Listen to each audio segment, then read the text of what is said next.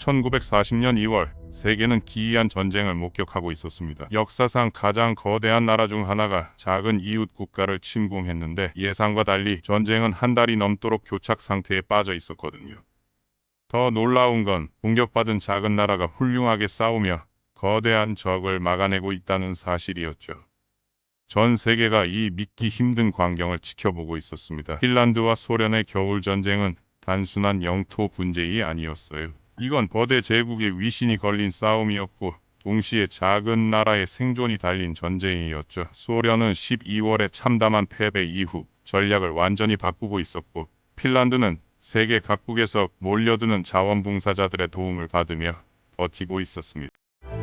그런데 이 전쟁 뒤에는 더 복잡한 국제 정치가 얽혀 있었어요. 히틀러는 서유럽 침공 계획을 세우다가 연기했고 영국과 프랑스는 노르웨이의 중립을 침해할 계획을 세우고 있었죠. 스웨덴은 핀란드를 도우려는 국민의 열망과 중립을 지켜야 하는 정부의 고민 사이에서 줄타기를 하고 있었습니다. 오늘은 1940년 1월 셋째 주 겨울 전쟁이 새로운 국면을 맞이하던 시기의 이야기입니다.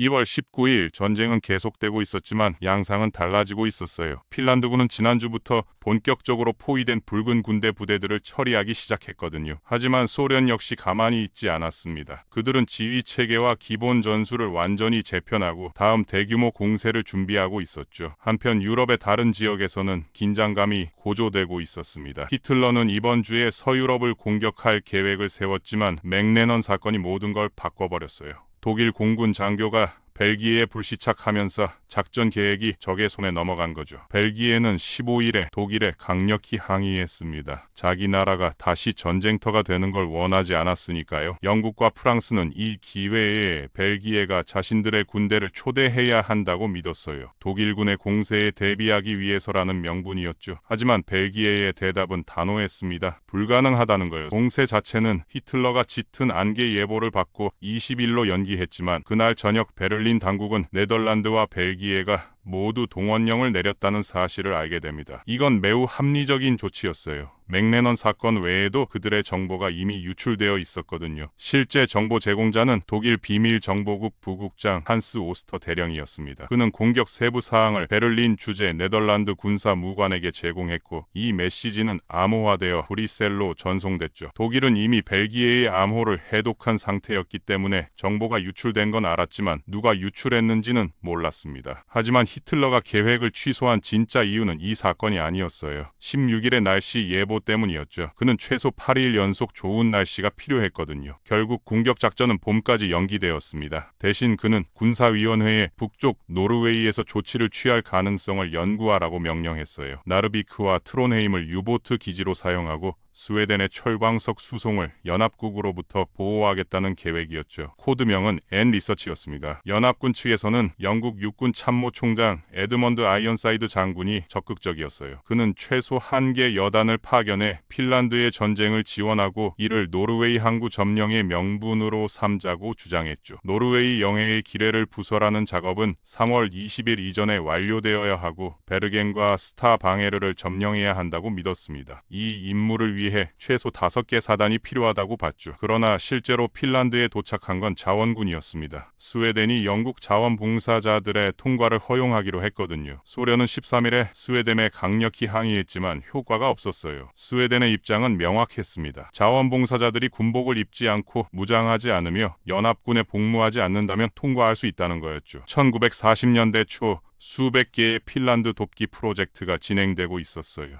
사람들은 지원을 기대했지만 스웨덴 정부에게는 매우 어려운 상황이었습니다. 변화를 가져올 만큼 충분한 지원을 제공한다면 스웨덴의 중립성이 심각하게 훼손될 수 있었거든요. 직접적인 개입은 소련이나 독일 혹은 둘 다와의 적대감으로 쉽게 변할 수 있었죠. 독일 입장에서도 민감한 문제였습니다. 독일은 소련이 비행기로 5분 거리까지 나타나는 걸 허용하지 않을 거였거든요. 특히 스웨덴은 독일 전쟁 수행에 필요한 광물의 주요 공급원이었으니까요. 간단히 말해 스웨덴이 지원을 보낸다면 겨울 전쟁은 오히려 장기화될 뿐이고 그건 스탈린이 히틀러의 계획에 간섭하는 걸 막았을 테니 히틀러에게는 좋은 일이었을 겁니다. 윌리엄 트로터에 따르면 스웨덴 사람들이 투표할 기회가 있었다면 겨울 전쟁 참여에 대한 압도적인 지지가 있었을 거라고 해요. 그래서 리카르드 샌들러 외무장관이 의회에서 스웨덴 정부의 정책이 완전히 중립적이라고 말했을 때 기립박수를 받았던 거죠. 하지만 지난달 그는 핀란드 문제를 어떻게 다뤄야 하는지에 대한 의견 불이치로 내각을 떠났습니다. 그는 개인적으로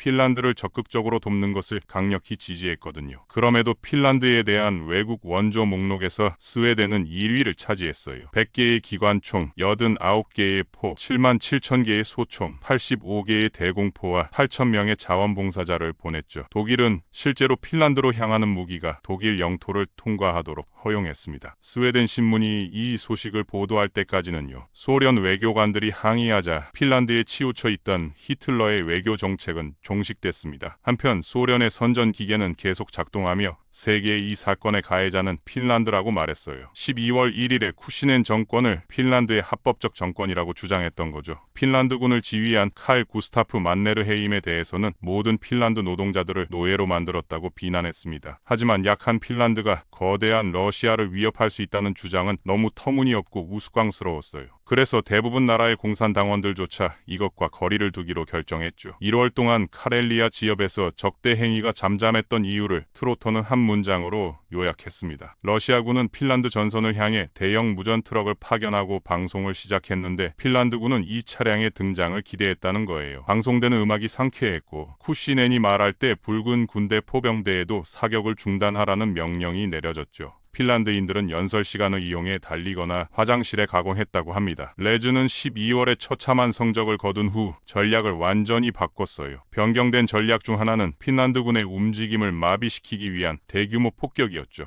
군사 창고와 항구에 대한 폭격도 이루어졌습니다. 1월 14일 하루만 해도 30마을이 폭격을 받았어요. 문제는 붉은 군대가 정확히 무엇을 폭격할 수 있느냐는 거였죠. 핀란드 국토의 90%는 사람이 살지 않는 황무지였거든요. 철도 중심지는 의심할 여지 없이 주요 표적이었고 이번 달에 완전히 파괴됐습니다. 하지만 운송 시스템에서 가장 쉽게 수리할 수 있는 부분이 철도 선로였어요. 폭격 후 몇 시간 이내에 열차가 다시 운행될 수 있었죠. 전쟁이 시작된 후 헬싱키는 폭격 대상으로 자주 거론되지 않았는데 트로터는 소련이 그 도시를 폭격할 가치가 없다고 판단했기 때문일 거라고 봤습니다. 다른 나라 대사관이 우연히 폭파될 가능성이 매우 높았으니까요. 그의 책에 따르면 모든 폭격 작전으로 총 생산량의 5% 정도만 손실이 발생했다고 해요. 시간은 낭비됐지만 사람들은 매우 화를 냈죠. 2000회 이상의 폭격에서 약 650명의 핀란드인이 사망했습니다. 그러나 소련 공군은 투르크 항구에서 성과를 거뒀어요. 대부분의 외국 지원이 여기로 보내졌는데 그들은 항만 시설의 약 80%를 파괴했거든요. 핀란드에서 두 번째로 큰 도시인 비보르크는 거의 파괴됐는데 공격은 주로 레닌그라드의 철도포를 통해 이루어졌죠. 공습의 성공 정도는 다양했지만 수비 라인에서 다가올 공세를 위한 준비는 한창이었습니다. 수십 대의 KV 중전차가 현장에 도착했어요. 이 43톤 괴물은 76.2 미포를 장착했고 특정 상황에서는 거의 무적이었죠. 탱크 교리도 더 이상 지원 범위를 훨씬 넘어서 돌파하는 게 아니었습니다. 탱크의 공격 목표는 제한되고 엄격하게 통제됐어요. 보병 지원을 멀리 뒤처지게 하는 걸 막기 위해서였죠. 하지만 진짜 살인자는 포병이었습니다. 철도포를 포함한 2,800문의 중포가 핀란드군 방어선 뒤로 엄청난 수의 포탄을 발사할 예정이었거든요. 전투기로 보호되는 관측용 풍선은 전장에서 직접 무선 유도를 이용해 위에서 포격을 가했죠. 소련은 이번에는 실수하지 않으려 했습니다. 독일이 점령한 폴란드 지역에서는 또 다른 드라마가 펼쳐지고 있었어요. 바르샤바의 지하 조직인 폴란드 인민 독립행동동 지도자 안드레이 코트가 게슈타포에 체포됐습니다. 코트의 부모는 원래 유대인이었지만 나중에 기독교로 개종했죠. 그는 영국에서 공부한 뒤 전쟁이 발발하자 폴란드로 돌아왔고 조직의 창립자 중 한 명이자 전투부대 사령관이었어요. 몇 차례의 작전 끝에 지도자 대부분이 체포됐지만 코트는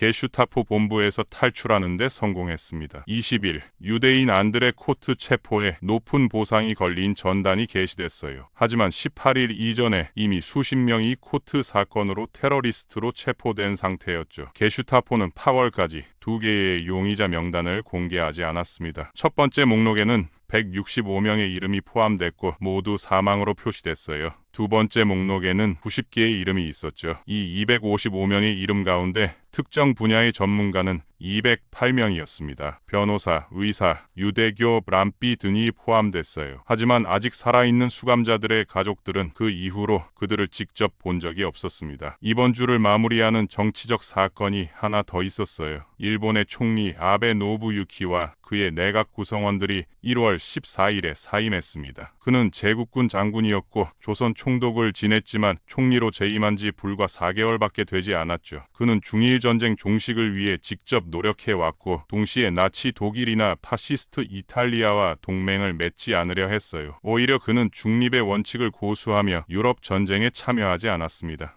그 결과 제국군 내 매파에 의해 축출됐죠. 요나이 미츠마사 제독이 새로운 정부를 구성할 권한을 부여받았습니다. 1940년 1월 셋째 주는 이렇게 마무리됐어요. 소련군이 북쪽에서 새로운 공세를 계획하기 시작했고 독일은 서부 전선 계획을 취소했죠. 스웨덴을 통해 핀란드로 자원봉사자와 물품이 계속 보내졌지만 스웨덴 정부는 여전히 이 전쟁에 개입하지 않을 거라고 밝혔습니다. 개인적으로 이 시기를 보면서 인간 본성의 밝은 면을 많이 볼 수 있다는 생각이 들어요. 가장 어려운 시기에도 사람들은 언제나 강자에 맞서 싸우려 했거든요. 역사상 가장 억압적인 정권 하에 있었음에도 불구하고 다양한 지하 활동과 저항 행위가 있었죠. 폭정에 맞서 싸우기 위해 자원한 사람들이 있었습니다. 이게 아마도 굴하지 않는 고귀한 인간 정신이 아닐까 싶네요. 때로는 무력해 보이기도 하지만 그 정신은 거기에 있었고 항상 신선함을 느끼게 하죠. 스웨덴의 딜레마는 오늘날에도 많은 나라들이 직면한 문제를 보여주는 거예요. 도덕적으로 옳은 일과 국가의 생존 사이에서 어떤 선택을 해야 하는지 말이죠. 겨울 전쟁은 앞으로 더 치열해질 거였어요. 소련의 새로운 공세가 시작되면 핀란드는 더 큰 시련에 직면하게 되겠죠. 하지만 이 작은 나라는 계속 싸웠고 세계는 그들의 용기를 기억하게 됐습니다. 오늘은 1940년 1월 셋째 주 겨울 전쟁이 새로운 국면을 맞이하던 시기의 이야기였습니다.